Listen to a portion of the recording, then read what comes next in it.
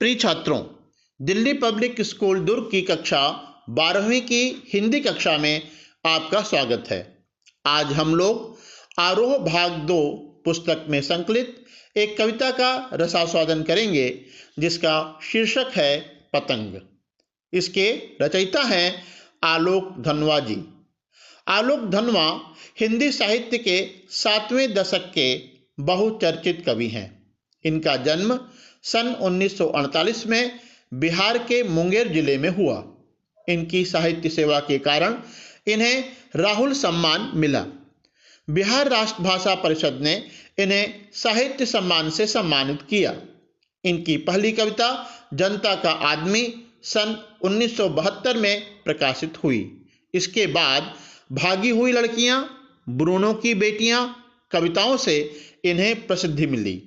इनकी कविताओं का एकमात्र संग्रह सन 1998 में दुनिया रोज बनती है शीर्षक से प्रकाशित हुआ। छात्रों, प्रस्तुत कविता पतंग हमारी पुस्तक आरोह भाग 2 के 2 पृष्ठों पर अंकित है। सर्वप्रथम हम प्रथम पृष्ठ पर अंकित कविता का वाचन करेंगे, तत्पश्चात उसकी व्याख्या को समझेंगे। तदुपरांत हम दूसरे पृष्ठ पर अंकित कविता को देखेंगे, उसका वाचन करेंगे और फिर उसकी व्याख्या को समझेंगे। पतंग। सबसे तेज बौछारें गईं, भादो गया, सवेरा हुआ, खरगोश की आंखों जैसा लाल सवेरा। शरद आया पुलों को पार करते हुए, अपनी नई चमकीली साइकिल तेज चलाते हुए, घंटी बजाते हुए, जोर जोर से चमकीले इशारों से बुलाते हुए।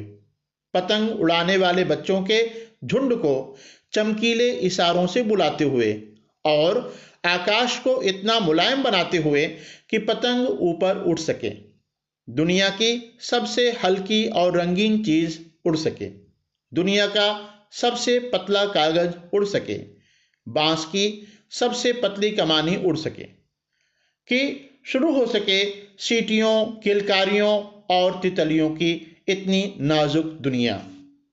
जन्म से ही वे अपने साथ लाते हैं कपास। पृथ्वी घूमती हुई आती है उनके बेचैन पैरों के पास।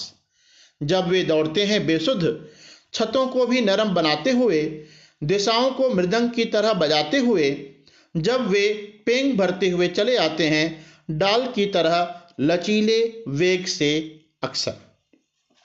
अब आइए इसकी व्याख्या पर विचार करते हैं। कवि का कथन है कि बरसात के मौसम में जो तेज बौछारें पड़ती थीं वे समाप्त हो गईं। तेज बौछारों वाले भादों माह की विदाई के साथ शरद ऋतु का आगमन हुआ।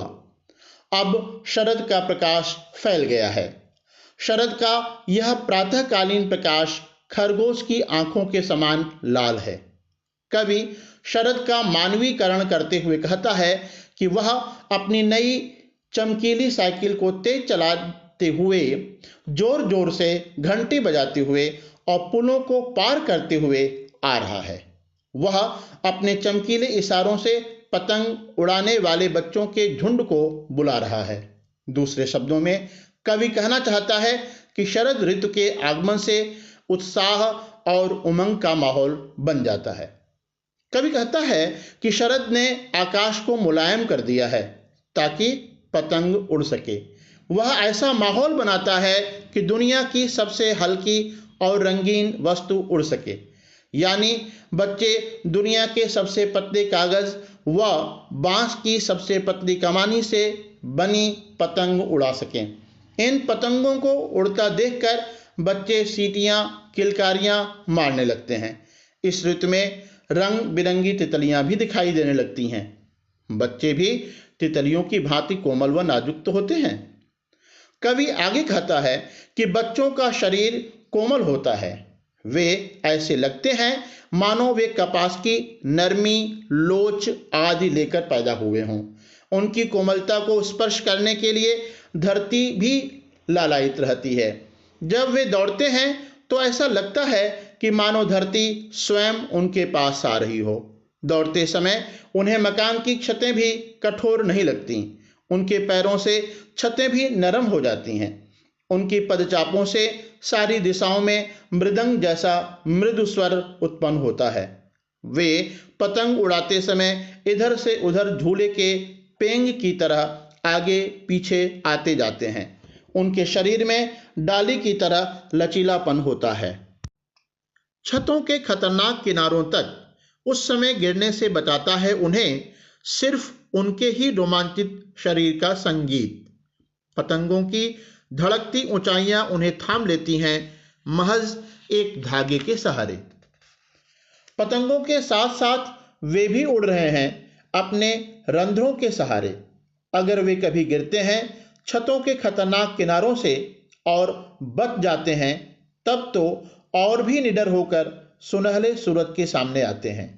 पृथ्वी और भी तेज घूमती हुई आती है उनके बेचैन पैरों के पास। अब इसकी व्याख्या देखते हैं। बच्चे पतंग उड़ाते समय छतों के खतरनाक किनारों तक आ जाते हैं। यहां उन्हें कोई बचाने वाला नहीं आता, अपितु उन्हें उनके शरीर का रोमांच ही बचाता है। वे खेल के रोमांच के सहारे खतरनाक जगहों पर भी पहुंच जाते हैं।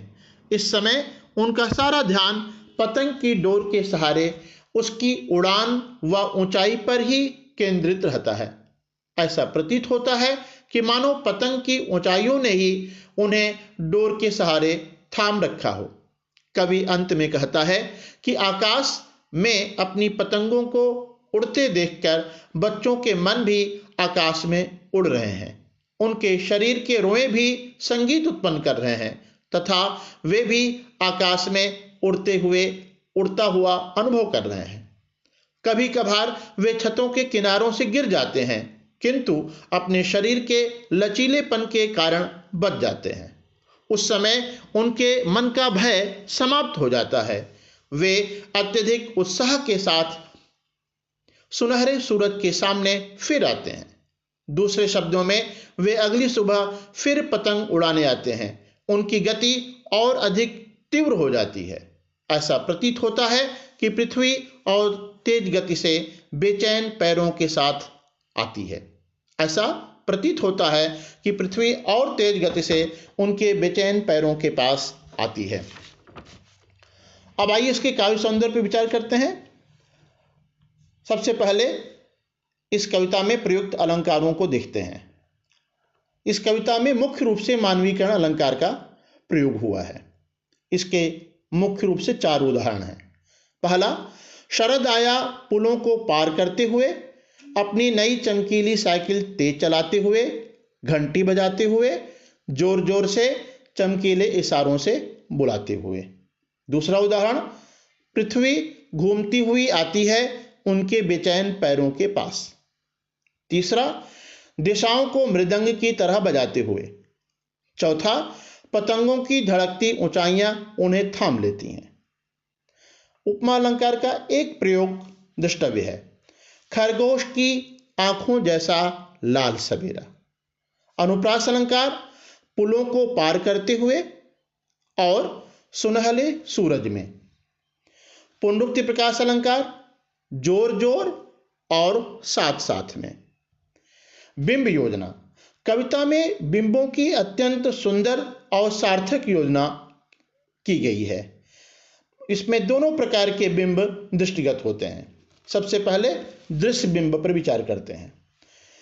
सबसे तेज बौछारें गईं, खरगोश की आंखों जैसा लाल सवेरा। शरद आया पुलों को पार करते हुए, अपनी नई चमकीली साइकिल तेज चलाते हुए। श्रव्य बिंब, घंटी बजाते हुए जोर जोर से, दिशाओं को मृदंग की तरह बजाते हुए। छंद, मुक्तक छंद। भाषा, मिश्र शब्दावली, संस्कृत निष्ठ और उर्दू शब्दावली का सुंदर समन्वय। जैसे मृदंग, पृथ्वी, महज, अक्सर। भाषा का लाक्षणिक प्रयोग देखते ही बनता है। आज की कक्षा में बस इतना ही। इसके बाद फिर दूसरी कक्षा में मिलेंगे। धन्यवाद।